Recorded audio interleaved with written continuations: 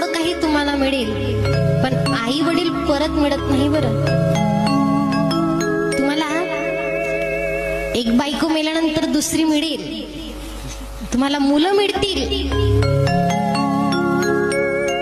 पण आई वडील मात्र कधीच मिळणार नाही बरं. म्हणून आई वडिलाला कधीच विसरू नका. त्यांचे अनंत उपकार आपल्यावर असतात. आई वडील कधी स्वतःचा विचार करत नाही,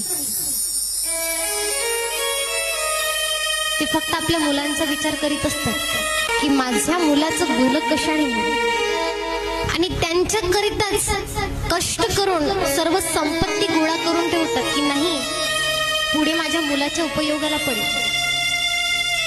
पण तोच मुलगा काय करतो, ज्या वेळेला आई वडिलांना गरज असते ना त्यावेळेला मात्र तो त्यांना सोडून जातो.